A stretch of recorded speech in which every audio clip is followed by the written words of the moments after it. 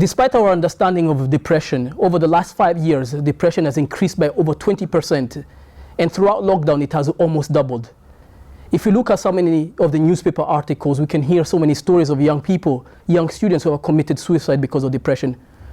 One such young student was Jack Dorr, a 25-year-old tourism student from Edinburgh.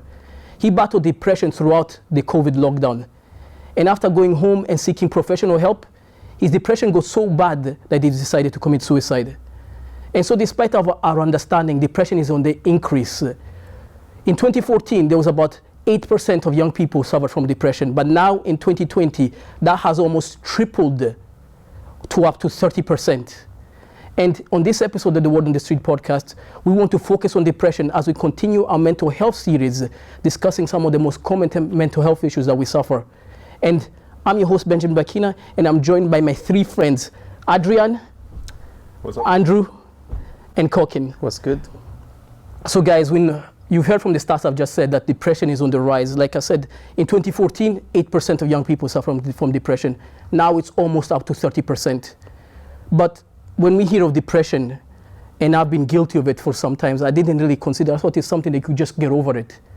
But now that we've become more aware of it, what do you guys think when you hear about depression in general? I personally don't think it's anything to joke about, just because, as you said, it's ever increasing, and a lot more people are going through it. And, depression not only has its severe stages, but it has its mild stages and its beginning stages as well. And even though you're at the beginning and it's not severe, it's still nothing to be joked about. You need to take it serious, because it can get worse, and tackling it at the beginning is the best way to try and sort things out. Yeah, I definitely agree with what you're saying in terms of just the scale of what depression is.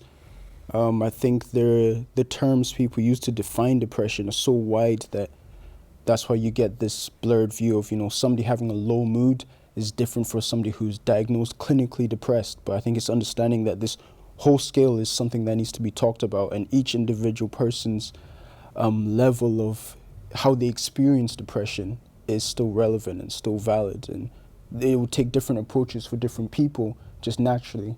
Yeah. But each one is still as important as each other. Yeah, that's true. Because I think in my head, depression was something that did not personally affect me. That's because I didn't know anyone that was going through it, and sometimes we get caught up in that bubble where, if you don't know anyone that's around you that's being affected with it, you tend to ignore the issue and just don't take it seriously. I was actually doing some reading up, and on the WHO website, it said over 264 million people worldwide suffer from depression.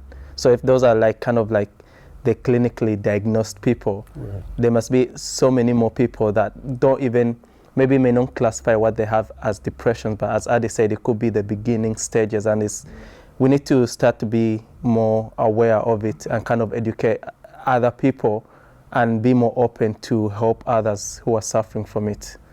So we need to just kind of look around and just be on our guard for anyone that may need our help as well. We've all been students, some of us are still students, right?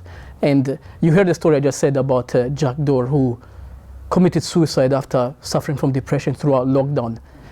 And the thing I want to ask you guys is, when you were at university, when you were a student, were there points in your life where you thought, this is it, I'm tired of things, I want to just call it a day today? Because I know personally, I lived in London for a while, and finances are always tight as a student. So my finances go to such a level that I was beginning to think that I'm not going to complete the degree. That's it. It's done.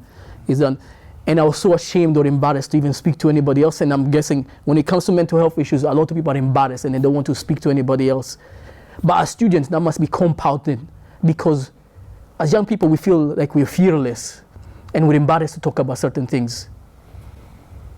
So have you guys experienced anything like that while in your studies, even in your professional careers right now? I think for me, I'm taking it from a perspective of a black male, because we're not really, and with the generation that I'm from, we're not really the type kind of grown up to kind of talk about your feelings sort of thing. You're kind of like the man, you can deal with it, you can just go through it. It's no biggie, you can always get over it. And that's kind of the mentality I thought I had while going through uni, even sometimes currently now, because you find yourself, you're not really discussing your feelings with anyone because you feel like you don't want to burden someone else, or you feel like, oh, I should be able to handle this. I'm a strong, black, independent man. So I should be able to get through it. And in my experience in uni, I didn't necessarily go through depression, but obviously I had those low times. Everyone in uni has that moment where it kind of hits you hard and you feel like, I want to stop, I don't want to continue with this course anymore or this situation. And what helped me then is kind of, I had the right people around me to help me bounce back from that. And I feel like that is quite important in every situation. You just need to have the right people around you and kind of take on their advice, and things are not always as bad as they seem at first.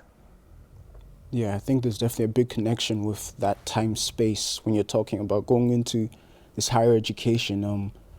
Obviously, we already know the different factors that come into mental health and especially into depression. But when you're talking about this stage in people, going from teenagehood into adulthood, people moving away from home for the first time, the social pressure of getting a degree or holding a job while you're studying, you've got people in relationships. It's all these little factors can cause into certain things that can leave you feeling less than better than you are. And so, yeah, that is usually a hotspot of where people are kind of like, all right, so is this what I want to do? And this internalization and maybe spending, I don't know, finding this balance of their social life of being alone and not being able to speak, or sometimes feeling like they're so surrounded by people and not alone that they can't speak about it because of who they are in this space. And so all these factors, I think that is the time where you get this compound effect, and all these compound effects can deepen the effect if not checked by the person, or if not even acknowledged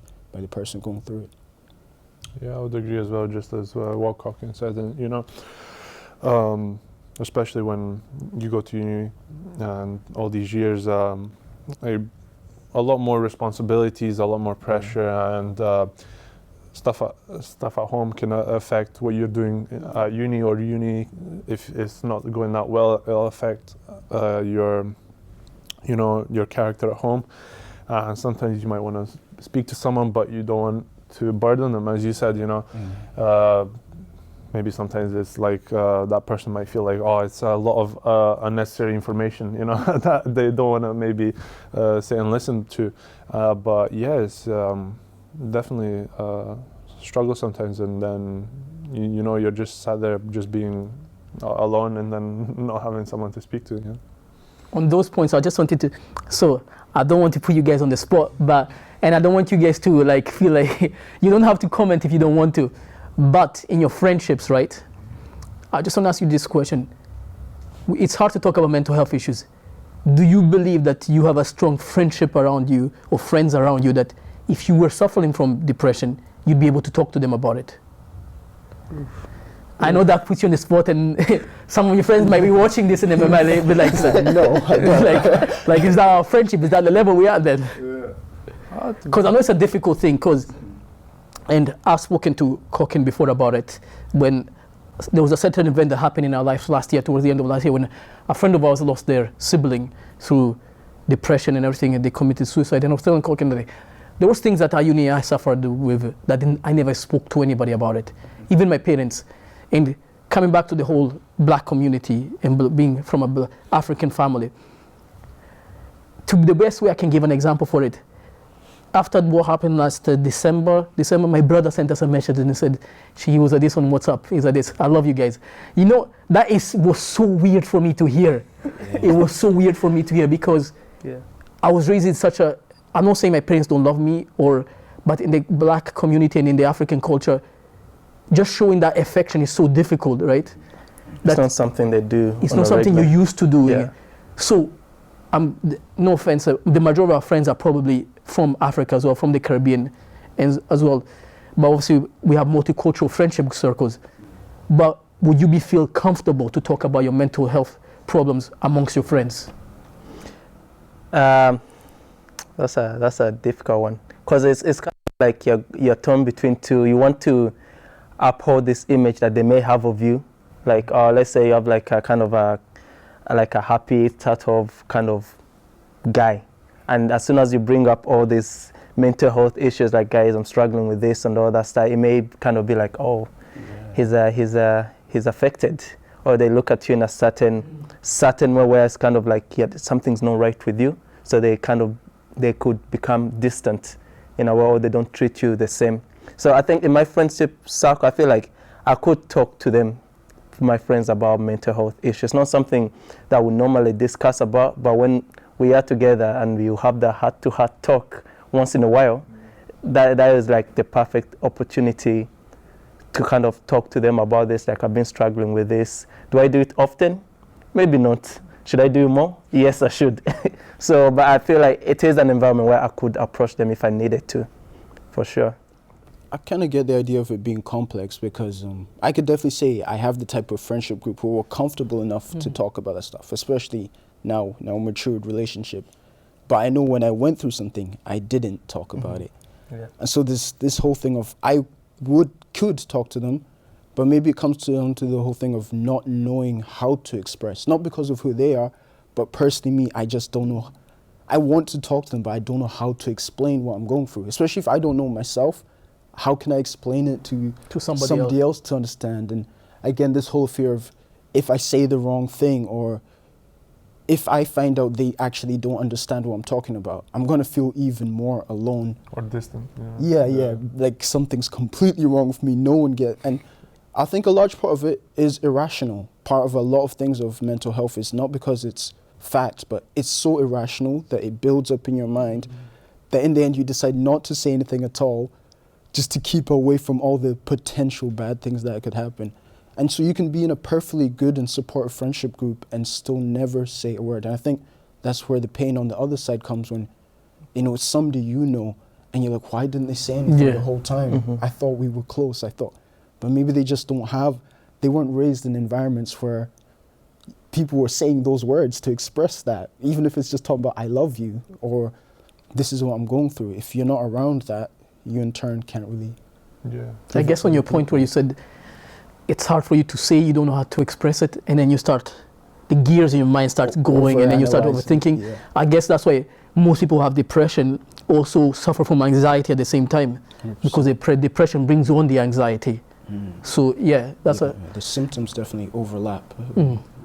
I think, to add on to what he said, kind of in terms of expressing your emotions into certain friendship circles, you get also there's a fear of, like, if you do that, people are gonna be like, stop being so emotional. Yeah. You get roasted. So like you get roasted. You're like, guys, I'm trying to stop being so emotional, man. Like, what are you doing? So it's kind of difficult in that sense that, in order for you to open up, you're making yourself vulnerable. Yeah. And that's what people are afraid of when it comes to depression and other mental illnesses. As soon as you open up to someone, you're putting yourself in a space that makes you vulnerable. And in that vulnerable moment, if the people don't say the right things to help you out, it's just gonna make you worse or sink it deep. And sometimes people don't want to take the risk. I know for sure I wouldn't. I'm reluctant to open up to people because I don't want to take that risk. I don't want to be put myself in that position, especially you don't know what this person's gonna say or how they're gonna take it or who they may even tell. So you shy away from it. And it's just a cycle, as Andrew said, and just continues on and on. But yeah, just as you said, I mean, like, the thing is, sometimes even with close friends, you can't really open up that much sometimes, depending on the relationship you have. You might have known them for like years and years, but it depends on the relationship. But as you mentioned earlier, you said it's about the status as well. Like, people know you as someone who is out there, confident, strong, and then when you open up and then you see them, though they view you differently now. You're not that figure that you once used to be. And yeah, it changes like how they the dynamics of the whole friendship. Yeah. Like, I've also, another thing that comes to mind when I think about some of the struggles that people go through. And I know a few friends who have had similar experiences, like when you're suffering from things like depression, it gets to a certain point because the fear, the thing that's going on in your mind, the thoughts that are going on in your mind, the anxiety, you do not want to talk about it to other people. So you end up turning to other things, like a lot of young people, adults even up to the elderly age, they turn to alcohol, they turn to drugs. Out of some of my friends that I knew, I ended up finding out that they were suffering from depression. It was bad for me because I didn't see everything. I wasn't as knowledgeable as I am today. So I thought they were just falling into the trap of following other people by smoking marijuana and everything else. But only later in life did I find they were using that as a coping mechanism. And after I found out, that's when I was like, I wish I'd been there for them. But it's that struggle, like, if they don't open up to you, you never know what's going on. And then it just becomes a spiral that you can never get out of. Yeah. But a quick point to that as well. So your friends, right? We said friends. How about your family? Why are you trying to put us on the spot like this? They're important questions because there's a lot of people who suffer from depression and they die, and you only find out that they've been struggling with this for a long time. You know, I even have a follow-up question to that, but I'll let you guys answer this one first. Can we hear the question as well? No, the next one is more of a statement. So, all right. So how about your families? Would you open up to them? I feel like, so. I mean, it just goes back to the relationship you have with your the individuals, like in your family, because, you know, for example, some people don't have that good of a relationship with their father or mother, or even like cousin's brother or whatever, you know. So, you know, opening up to a person who is not likely to, you know, have empathy, you know, sometimes, or doesn't have the experience to deal with such a thing, then you're reluctant to actually, you know, open up and speak to them and share your thoughts, what you've been going through and so on. So, yeah. I think another part with family, and going back to what you said, the relationship, but also your history with your family. I know from my instance, right, I love my family, you know, good people, great people. But again, going back to the time space of when I first went to university, I dropped out of university, first of all, because of something in the line of this issue. And when I went to university, it wasn't because I was doing something I loved, right? And this is a familiar stuff for many people. Yeah. Something I was good at, but something, you know, that made my family really happy. And so I went on to do that. Long story short, I dropped out, and, you know, I didn't really know what I wanted to do. But anyway, it was this whole idea of what they expected, and family expectations comes into it. Because, you know, and also with my faith and being in church and being a role model and all these things, going back to who people see you are and who your family see you are and who they want you to be. You know, it's very positive things. But in only seeing the good, it makes them even more likely to be blind to when you're going through something harder, because to them, oh, he's our son. He's not like that. You know, he doesn't go through that. But the longer you don't tell them, when it's time to tell them, you now have to backtrack with, actually, since this time I was going through this and you guys didn't know. And it's very jarring on both sides. And so, yeah, that closeness itself can make you so close that you overlook things that sometimes going to someone who doesn't know you will be like, wait, are you okay? Like, I know I don't know you, but I can see this in you. Because they don't know what you're like normally. They only see you in that moment. Yeah, exactly. The context, yeah. I totally agree with you on that one. Because it's quite important with family for it to be an environment to have these sort of conversations. And same with that. I feel like my family is lovely, they're supportive in everything. But if I speak from personal experience, that sometimes I would struggle to bring up certain conversations like this, or about mental health, about certain issues that I'm going through. And that's not their fault, that's partly on me as well. Because I'm not really the type to just share, first of all. And when it comes to sharing to the family, sometimes the environment never seems right. The moment never seems right. Yeah. Like you'll be like, okay, I'll wait this day, this day. The time never seems right, the moment never seems right. Either they're busy or you're like, this is not the right time. So I feel like within the family, there needs to be that sort of environment where you can kind of come and talk to the person. So facilitate that sort of discussion. And for my family, I feel like I can probably tell them. I don't know whether I have or I've expressed certain things like that to them just yet, but I feel like if I do go through something like that, I can sit them down, talk to them about it. How they will take it and handle it, that I don't know, because everyone takes in news differently. But it's very important to have that sort of environment, especially within the family, where a child can come, or a friend or whatever, they can come and talk to you about these sort of issues, and not have this persona where you assume everything is perfect. If another person is smiling and happy all the time, you can't assume that that is who they are. They could be suffering with something behind the scenes. And back to that, like, for me, I feel like maybe not embarrassed, but I don't really tell this to my siblings, but like, you know, when you're the older brother, right? You know you're about to say it on camera, right? Yeah, I'm about to say it on camera. It's cool. They'll understand now. I've mustered up the courage now to say it. But like, you know, when you're the older sibling, and it's the same aspect as when you're a parent, right? You do not want to see your kids. You don't want your kids to see you vulnerable, right?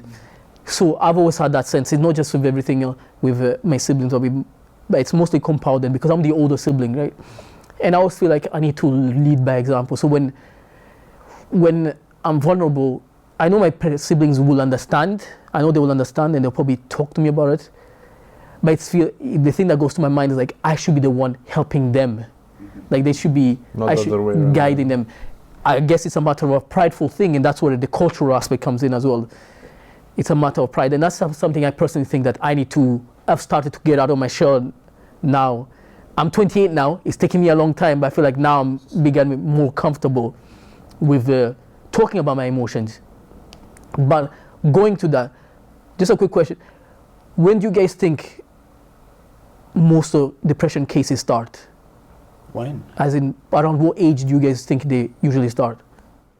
Maybe teenagers, I'm gonna say, since you're going through a lot of changes and tons of things are happening within yourself and within your environment. I'm gonna guess that's when most of them start.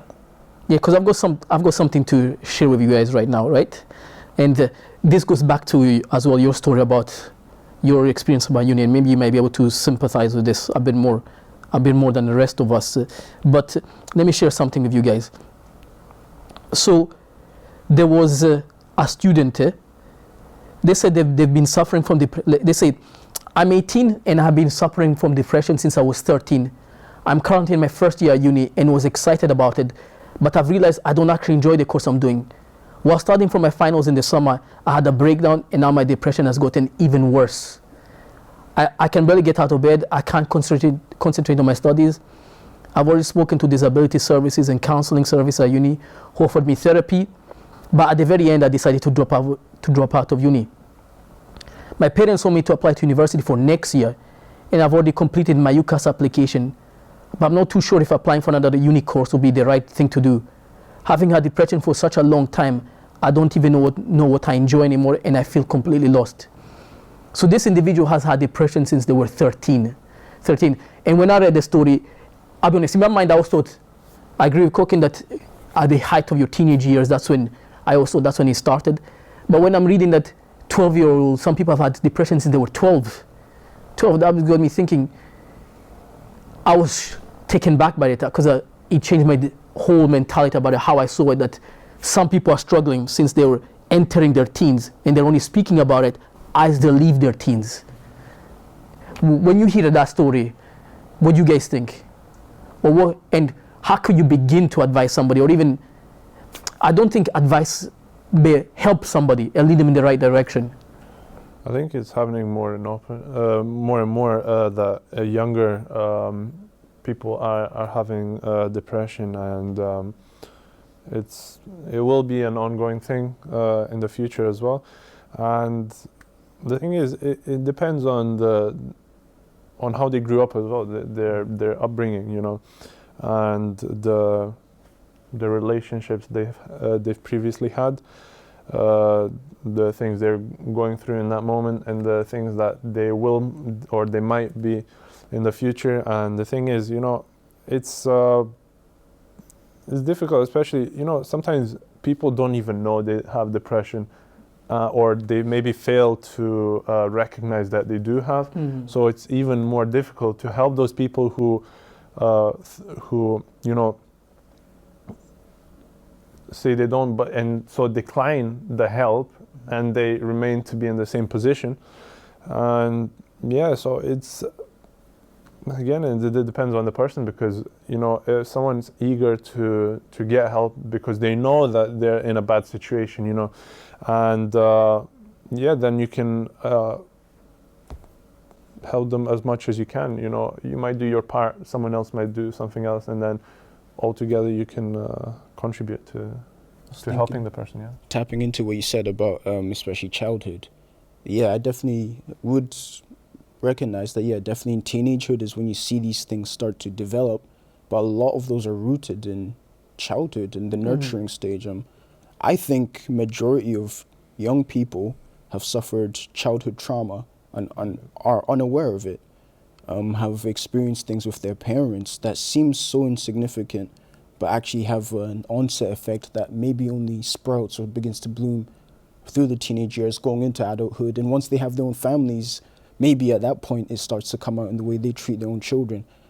And so I think part of it is recognizing, yeah, but there needs to be this, especially in families, migrant families, you know, recognizing the way we communicate with parents and children. You talked about parents not wanting their kids to see them as weak, and so having to put on this, you know, I'm the father, I'm the mother, being strong, but then not realizing they pass on the same trait to the children, who feel like, I need to be perfect for my parents because they're perfect, and I need to do things this way. And so you end up with this block that they create between each other, and children can't express that this thing happened to me as a kid and it messed me up, but I moved on and never touched it. Or an adult realizing, you know what, I went through this and maybe my children are going through this. And so yeah, while we see the symptoms in later life and it's harder to treat, we need to find a way to really look at how we, you know, educate the children, how we listen to the children, how we protect our children from going through these experiences in the first place. Easier said than done, especially from someone who isn't a parent, but definitely in the childhood is where these things get rooted. Yeah, that's true. Just actually tapping into what you just said about educating kids while they're young, and showing them how to be vulnerable, but yet kind of in a safe space. Because if you don't have a safe space for someone to be vulnerable, you don't have a safe space where you can be vulnerable, it's gonna be quite dangerous. You're not gonna speak your mind to anyone. And I think we have this idea in society where we need to train everything. We need to read books to get smarter, whatever. If an athlete wants to get stronger, they need to exercise and work out. But there's no big campaigns on how to help people become stronger mentally. And I think that's something that's neglected and should be started like while you're young. You're training someone how to be stronger mentally, because if you're not stronger mentally, any struggle that comes your way or anything does not go your way, it'll be very easy for you to fall off. So then we need to get into the idea of where we train every other aspect of our life, education, our body, health and everything. We need to sort of start training our mind on how we can be strong and withstand, kind of not fall into these traps of depression and all that stuff, and kind of stay strong mentally. And I feel like if you're strong mentally, then you'll be able to withstand everything and anything that comes your way. You have that mental capacity to recognize that this situation is not good for me. This is what I like doing, or this is what I don't like doing, and you will be less confused. And the less confusion that's there in your thoughts, the more clear you have an understanding of the world and yourself, and you'll be less likely to fall into depression or other mental illnesses. I know sometimes these things are not completely avoidable, but going back to one of the points that you made, Andrew, about childhood traumas, I completely agree with that, because I came from a country where there was a huge genocide. And I was born a couple of years before that, so I was about 2 or 3 maybe we started. And So some of those memories are so vivid. I can picture them as if I was there. Like in my dreams, it's as if I am actually physically there. When I was younger, I didn't think anything about it. I thought it's just memories. Everybody has memories that they remember, good or bad. They have those memories, especially when they're impactful memories. But only later in life did I realize, that actually has had an impact on me. Because even when I was uni, when I was I wouldn't say I was clinically depressed, and I don't know if I was depressed, but even when I was uni, when I was down, I felt it was compounded by the things that happened to me before, because I kept asking myself, God, you took me from there to just bring me into more depression. Why couldn't you just have left me there? And going on the faith issue, there's another thing I also want to bring up that I have seen on multiple occasions. So when you hear this statement, how do you guys feel? You can't pray away a mental health condition. We've all been in church, right? Or I'm not saying all churches like that, but some people, the people who tell us this, they mean well.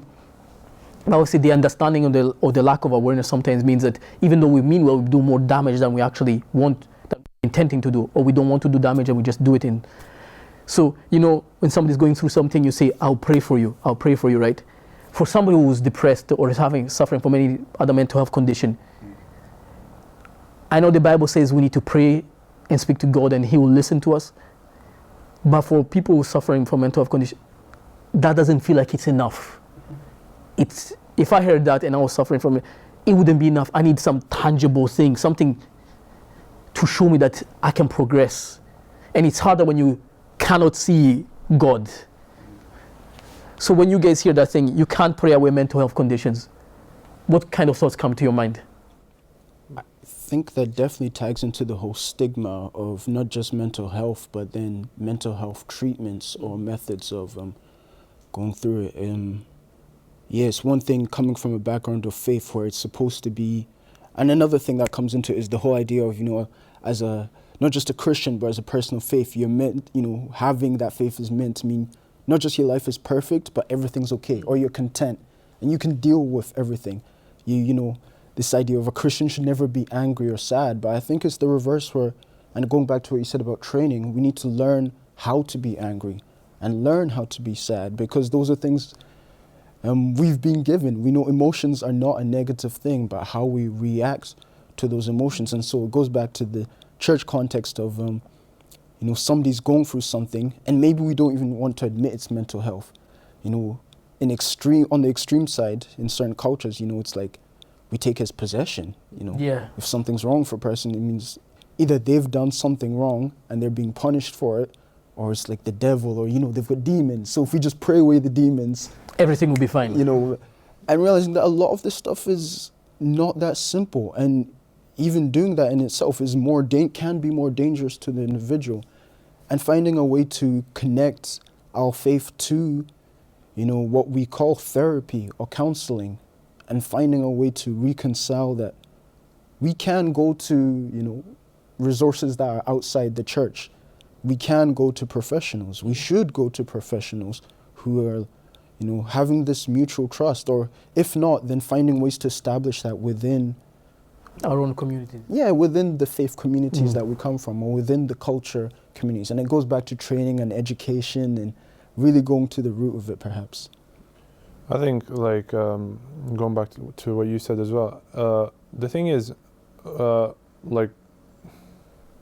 now it's more, when you say someone's got depression, or if someone's struggling with it, they can get more help, and it's easier, it's more accessible nowadays. Yeah. But before, 10, 15, 20 years ago, even 30 years ago,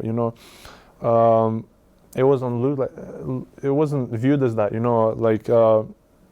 I think it's like we pay tribute to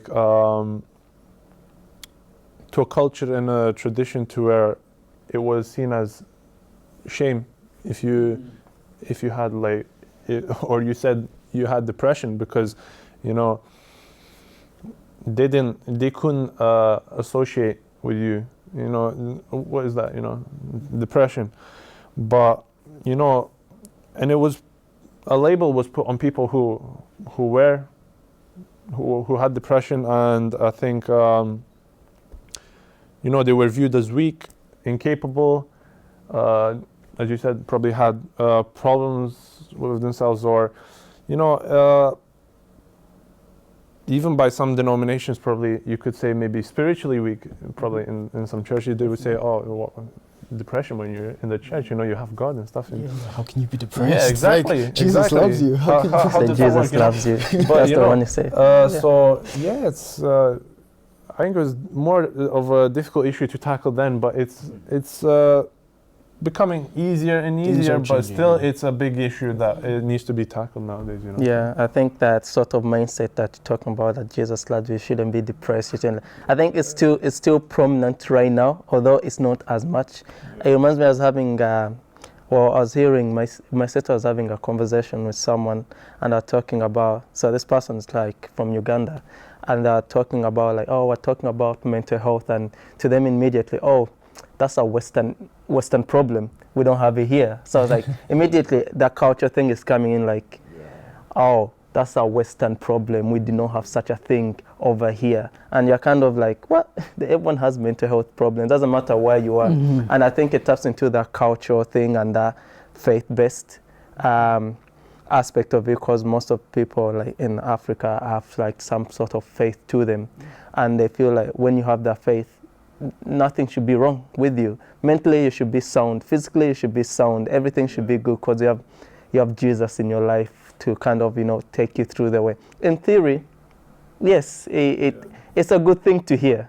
And sometimes it does help you drive you forward because, you have something to lean on. But as Benji was saying, like, pray about it. Sometimes it's not enough. And if I'm to share an experience when I was feeling low, and I just didn't know. I don't know whether it was depression or what it is, but I was just feeling low. Didn't really tell anyone, but I was just kind of kept on dragging on and on and on and on.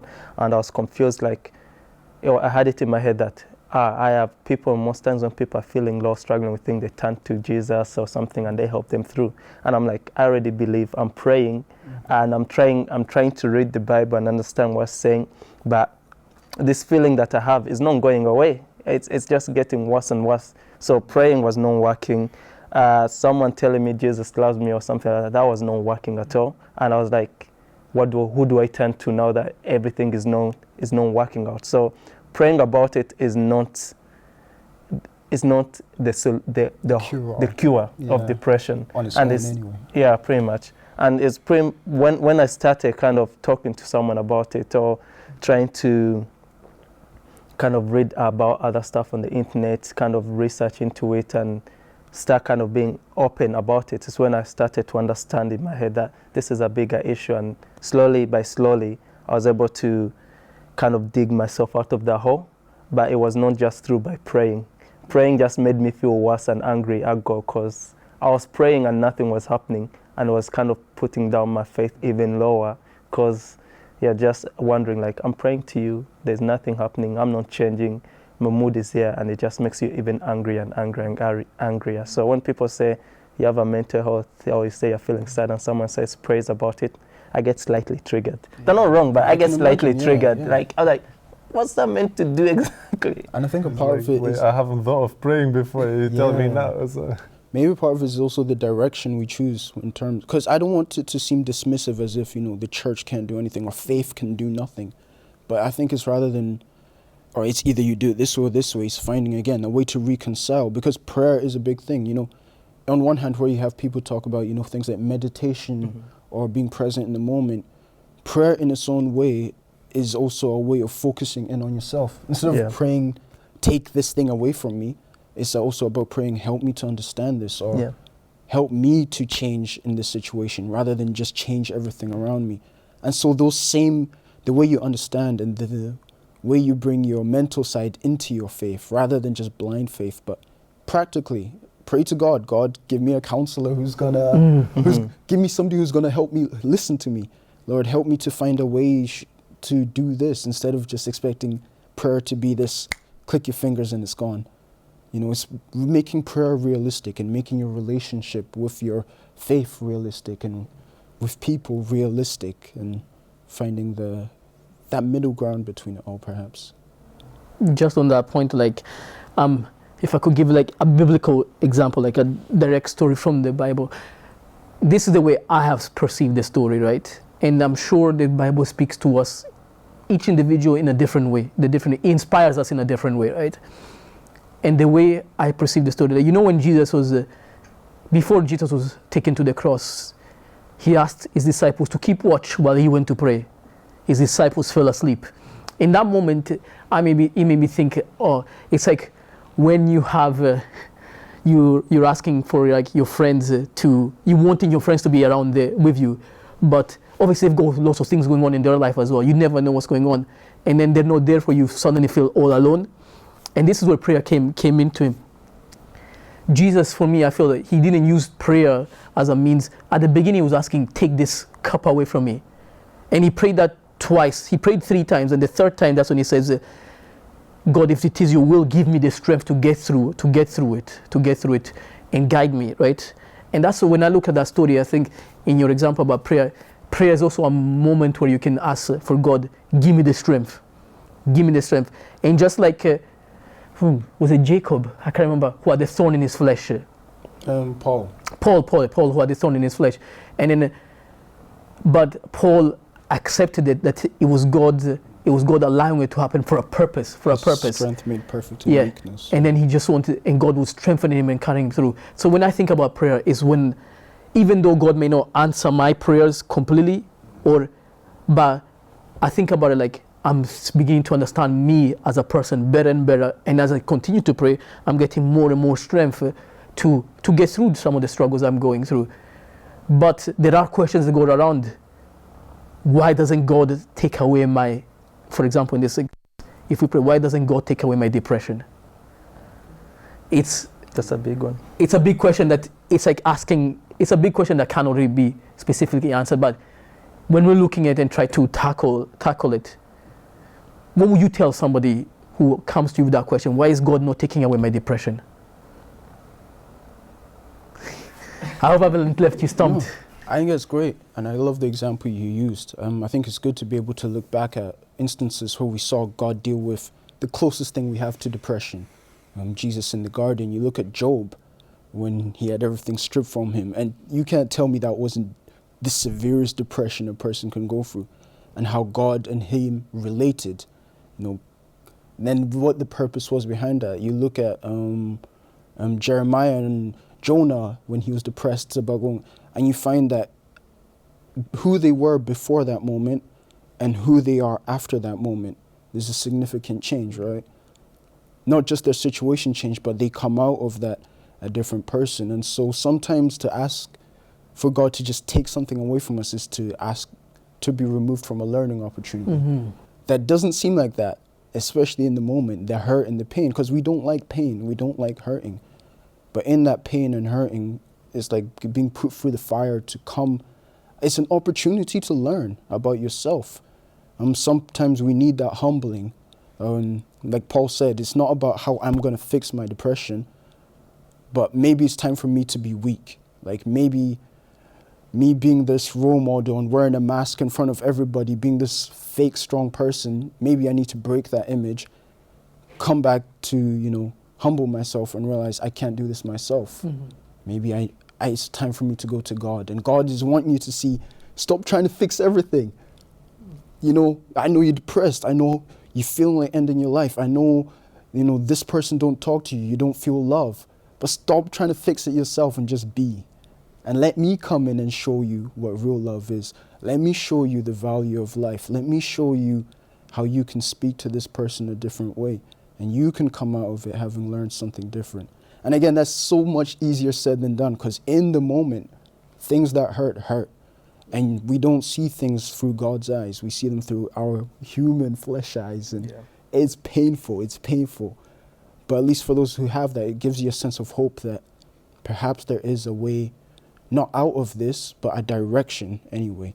A path I need to walk that only I can do, And that comes down to your relationship with God, how you understand God and how you understand information too, I suppose.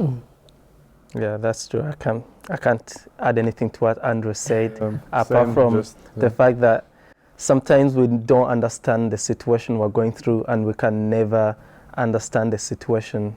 We can never put everything together. But God is not asking us to see the future. He's just asking us to trust Him in that moment and take one step at a time. And I think that's why it's important. You don't need to see, you don't need to know what will happen 10 years from now, 5 years, even 10 minutes from now. In this moment where you are at right now, God is just asking you to trust in Him. You may feel sad, tired, lonely. He's just asking you to just trust in Him. And through that trust, He will lead you through. And sometimes that's what I come to. And sometimes I'm sad, I don't know what to do, and I'm like, I'm not going to worry about this anymore because it's depressing, it's making me sad. I'm just going to trust in God and let Him lead. Definitely connects to the whole thing of trust God for in the things you can't do, and the things you can do, do them. And that comes into, go talk to somebody, go to a therapist, but that's that duality of doing what I can do physically, and what I can't do, you leave it to God. Yeah. It's like the psalmist says, though I walk through the valley of the shadow of death, I will fear no evil, for thou art with me. David had some examples where he was angry, but then his psalms always end with joyfulness, where he realizes that I may be feeling this way, but God is going to help me out in the way He sees best. I had a lot of more things to ask, but I can see that we're running out of time, but maybe we'll do this again, because there's so many things I want to talk about, especially part two. on the faith and the cultural aspect, because we all come from different cultures, and we're all ethnic minorities in this country, and that has a huge impact on depression as well. But yeah, we'll see. Maybe we can bring out a part two to this. But for those who are watching from home, we're going to leave some links into the description to where you can find some help. And yeah, just get involved in the comment section, and we'll see you in the next one. And don't forget to check out our other videos on social anxiety, social media addiction, and body dysmorphia. See you later.